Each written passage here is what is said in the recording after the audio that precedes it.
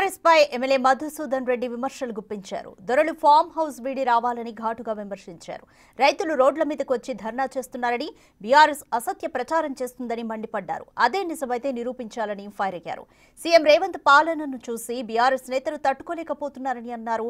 అందాల పోటీలను అడ్డు పెట్టుకుని కాంగ్రెస్ పై విమర్శలకు దిగారని ఫైర్ అయ్యారు.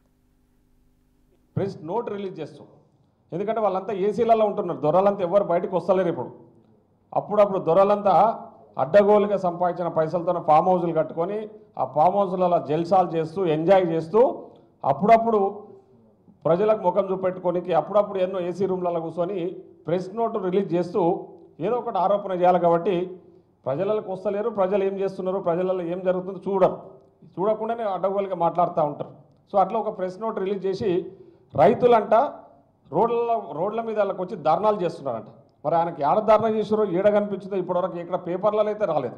ఎందుకంటే పేపర్లలో టీవీలో అయితే ఎక్కడ, కానీ ఆ ధర్నాలు చేసారు, అది చేసారు, ఇది చేశారని అసలు రైతులను పట్టించుకుంటలేరు. ఓన్లీ అందాల పోటీల మీదనే ప్రత్యేక శ్రద్ధ కనబరుస్తున్నారని చెప్పేసి ఏదో ఒక అవకాశం దొరికిందని చెప్పేసి ఒక మాట మాట్లాడాలి కాబట్టి వాళ్ళు మాట్లాడిస్తున్నారు. అంటే వాళ్ళ వెర్షన్లో ఏముందంటే వాళ్ళు తట్టుకోలేకపోతున్నారు. ఫస్ట్ ఆఫ్ ఆల్ ప్రతి ఒక్కడు టీఆర్ఎస్లో ఉన్న గతంలో పనిచేసిన మంత్రులు, ఎమ్మెల్యేలు, ముఖ్యమంత్రి మొత్తం ఫ్రస్ట్రేషన్లో ఉన్నారు. ఎందుకంటే తెలంగాణలో ఈరోజు రాష్ట్రంలో మా గౌరవ ముఖ్యమంత్రి రేవంత్ రెడ్డి గారి పాలనను చూసి ఇతర రాష్ట్రాలలో కూడా వాళ్ళు అప్రిషియేట్ చేస్తూ ఉంటే వీళ్ళు తట్టుకోలేకపోతూ ఉన్నారు. సో ప్రతి ఒక్కడు కూడా రేవంత్ రెడ్డిని ఆడిపోసుకోవడమే పనిగా పెట్టుకున్నారు. వేరే పనే లేదు, ఏదో ఒకటి మాట్లాడాలి కాబట్టి మాట్లాడేస్తూ ఉన్నారు. సో ఈరోజు ప్రొక్యూర్మెంట్ విషయంలో నిరంజన్ రెడ్డి గారు చేసిన ఆరోపణలు అన్నీ కూడా అవాస్తవాలు.